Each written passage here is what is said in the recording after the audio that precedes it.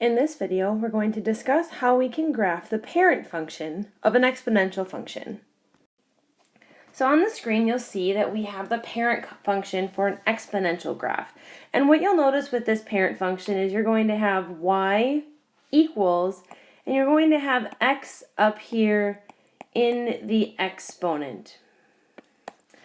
And then what's a little bit tricky about these is that b value will actually vary depending on the function that you are working with. So sometimes it's hard to create one single parent graph for these because we actually have multiple values for b that could be there. But we're going to hypothetically pick a value so that you can at least see the shape of an exponential parent graph. So here I'm going to pick the value of b is equal to 2. And that's the graph that I'm going to graph on the screen.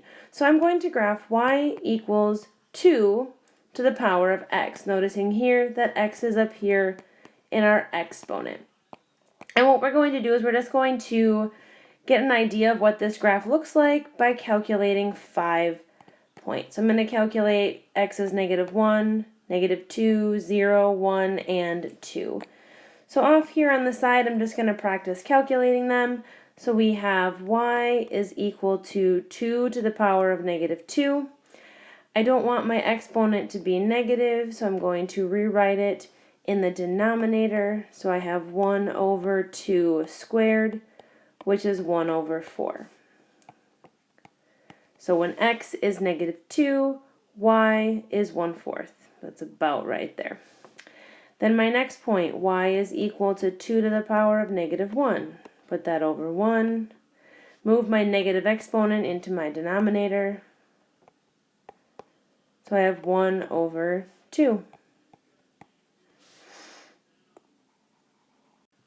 Then I have x is equal to 0, so y equals 2 to the power of 0, which is 1. Then I have y equals 2 to the power of 1, which is 2. And y equals 2 to the power of 2, which is 4. So from here you can see that I have my table of values. So if I plot those last few points, I there can start to see the general shape of my graph. And then I can see that it's swooshing up. And then it gets very, very, very, very flat over here on the left-hand side with this horizontal asymptote that we can never cross along the x-axis. So this is the general shape of my parent graphs. When I have an exponential function where x is in the exponent, we will see this general swoosh shape.